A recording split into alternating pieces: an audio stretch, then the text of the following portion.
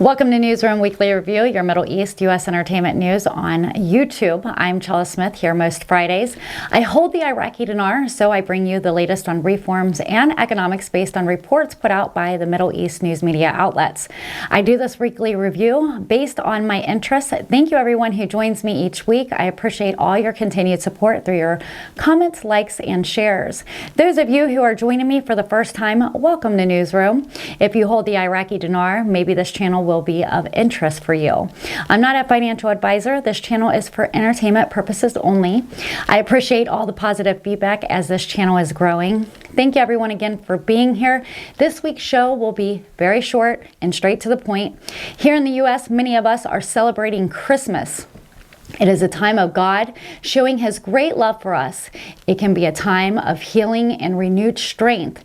Sure, enjoy the season, but remember to rejoice as well. After all, the true meaning of Christmas is the celebration of God's ultimate gift, the birth of Jesus, the Christ child. Today's news will be extremely short, and we're just going over Friday's news.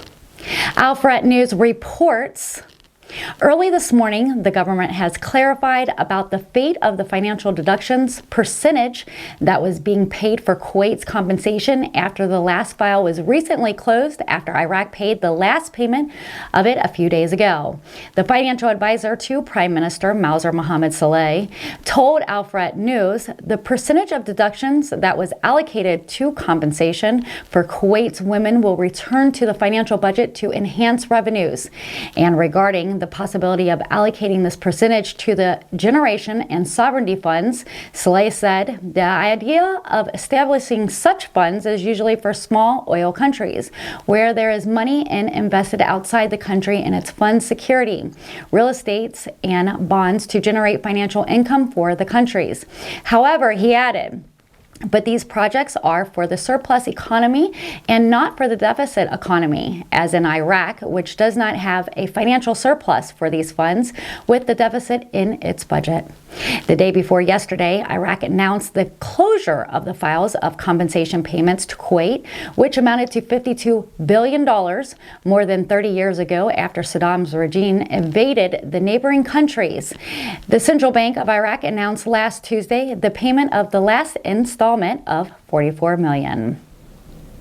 Magazine News reports legal expert Tyreek Herb revealed today, Friday, the fate of the federal court session to pronounce the judgment of lawsuit filed regarding falsifying the election results and demanding their cancellations. Herb said in an interview with Magazine News that according to the pleading law, the hearing will be postponed to the next day, meaning that the hearing will be heard the next Monday. He added that the law says that if the trial date falls on an official holiday, the next day will be the date for the hearing. That date is Monday, the 27th. Economic Alfred News reports the International Monetary Fund announced Thursday that it will extend for an additional 18 months the benefit from emergency financing programs to help countries severely affected by the corona pandemic, COVID-19. A statement issued by the Washington-based funds said that the executive board has approved on Monday a temporary increase of its limits, the use of resources under the emergency financing instruments until June 2023. And in April 2020, when the first wave of infections and deaths from the coronavirus struck the world, the IMF provided facilities to countries to access such aid, including raising the levels of financing that countries, including Iraq, can obtain. These programs have already been extended twice in September 2020 and last March. The executive board also agreed to reduce all other temporary increased access limits to pre-pandemic levels from January 2020. The fund stressed that the decision guarantees countries access for member states to the IMF emergency financing programs in the event of urgent problems in the balance of payments.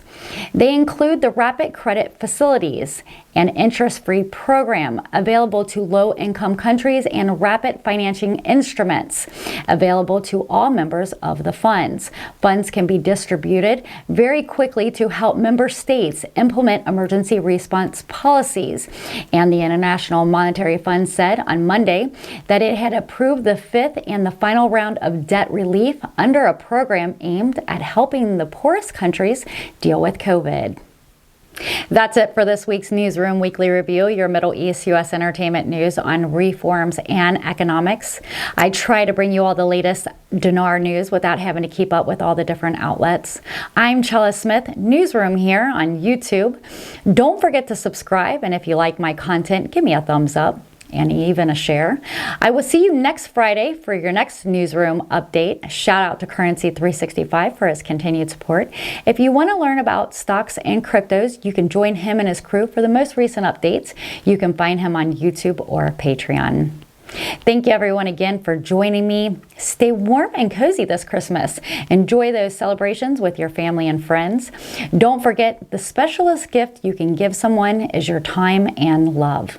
Have a fantastic holiday, everyone. I'll see you after the holidays. Merry Christmas Eve and take care.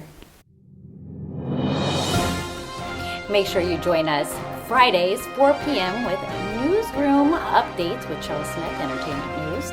And don't forget us on Sundays for What's Cooking in the Kitchen. You can also find us behind the scenes 24/7 on Snapchat.